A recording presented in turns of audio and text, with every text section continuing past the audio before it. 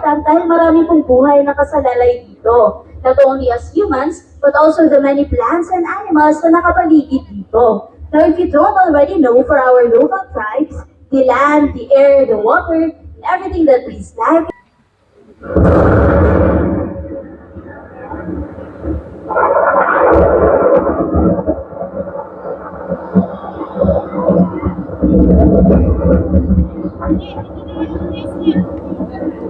Volcano!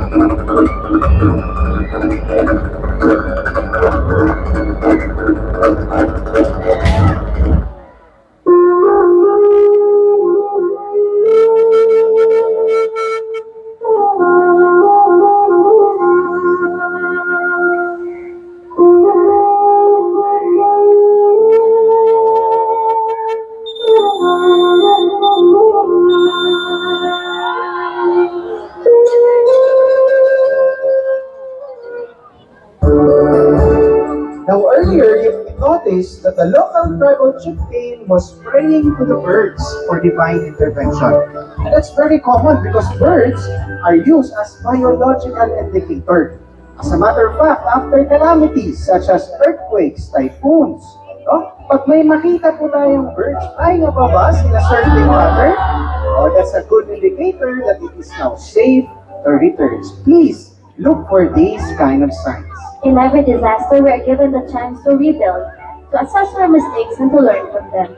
We hope you join us in our efforts to preserve and conserve the environment. Remember to always be part of the solution and not part of the pollution. And that ends our show for today. We hope you had fun. We hope you learned something new today. But most importantly, we hope that you would cherish this moment that you have with your friends and loved ones while spending in this very beautiful place that we call the Malagos Garden Resort. So by the way, this is the cast and crew of the longest running interactive bird show here in the Philippines, which we have been doing for the past 20 years already.